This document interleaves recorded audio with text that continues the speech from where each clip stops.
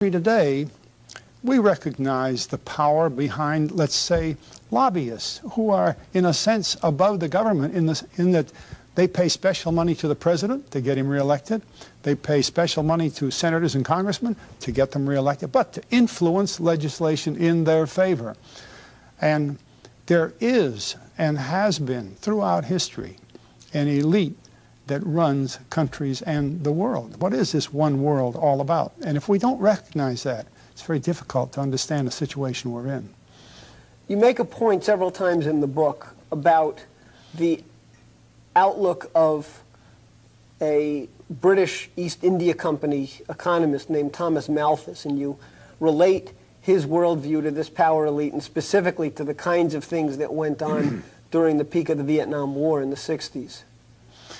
You see, by that time in history, the British Empire had been built on the control of the sea. They were able to drive ships around the world. They knew the world was a sphere.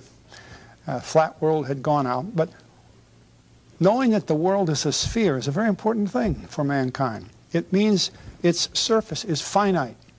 And if it's finite, then there's not more space over there and more there. It's just so much. So they began immediately to inventory Earth. And this was one of the jobs of the East India companies. And Thomas Malthus, who taught at Haileybury College, which was the East India College, was the director of economics there. And it was his job. He was the first person ever assigned to the job of inventorying the Earth. Where does tin come from? Where does iron come from? And so on. And in the process, they began to find out how many different people there were in the world, how many different types of people, how many races of people, and where everything was, begin to map the world. Well, that's a very important function, but it leads you to one more thing that has governed relationship between countries ever since then, because Malthus came up with this idea that the population is growing ever so much faster than the ability to raise food. And therefore, it wouldn't be long before mankind would run out of food and there would be a terrible loss of life. And it was very convenient that Darwin came along, working for the same employer, the East India Company, with the idea that, well, life is a race for the survival of the fittest anyway, and so the fittest survive. Now, those two theories, which are propaganda, sort of made it legal for the people who invaded, the colonialists, to kill off a couple 100,000 people, because first of all, they probably weren't going to get to eat anyway, and certainly they weren't the fittest because they're not alive now, they're dead, we're the fittest.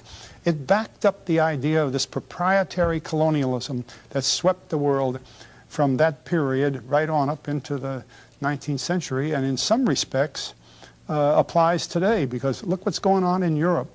Look what went on in Vietnam, where hundreds of thousands of people were killed, and the feeling was, you know, what they used to call the mere gook idea that, well, it doesn't matter, they're not going to live anyway. It's a very powerful underpinning to the civilization today. Well, you mentioned in one of your last talks that petroleum wasn't what we thought it was, that it wasn't a fossil fuel, that it didn't come from fossil animals. Yeah. Is it just a mineral? Is it a mineral like any other mineral?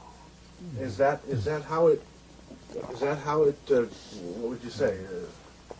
How did it, what's the origin of You see, petroleum? when they first found petroleum, because they were beginning to make motors and needed on axles of wheels on railroad trains and all that sort of thing, and remember, trains started in the beginning of the 19th century, then oil went from just a lubricant to a fuel, and it made it valuable. And Rockefeller happened to be the smartest man in the business at the time, but he made most of his money, or much of it, off the transport of the petroleum as well as selling it. But one thing they realized was, because oil is putting a price on oil is like putting a price on a pail of water. You know, no initial cost. It's in the ground, and in those days they were, some of it, almost what you'd call surface mining the oil. They didn't go down deep. So in order to get the price up, they hit on the idea that they would have to make it appear to be scarce. Boy, after we take the next few barrels out, we're probably going to have to close as well, you know, that kind of thing. Well, a very fortuitous event. In 1892, there was a convention in Geneva of scientists to determine what organic substances are.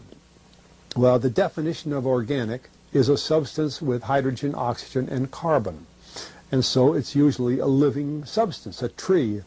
You analyze a dead tree, hydrogen, carbon, and oxygen, and grass and so on, living things. Animals, we are hydrogen, oxygen, and carbon. So at this Geneva Convention, Rockefeller took advantage of sending some scientists over who said, oil, petroleum, is hydrogen, oxygen, and carbon. Therefore, it must be derived from the spoiling, the rotting of formerly living matter. And playing the game properly, when this scientific convention was over, they defined oil as the residue from formerly living matter. Well, that makes it a fossil fuel. I don't know why they decided to use the word fossil, but it says formerly living matter, it's fossil. Well, of course, today, and another thing we should know is that there has never been a fossil, a real fossil, found below 16,000 feet. And you can't argue at 16,000 as a level line because someplace the ground sinks and so on. But 16 is what the scientists say, 16,000. We mine oil, or we drill for oil, at 30,000, 33,000, 28,000 every day of the week. So right there we rule it out that it isn't fossil fuel. It's called fossil fuel for the minds of the public to feel that it is an asset that is running out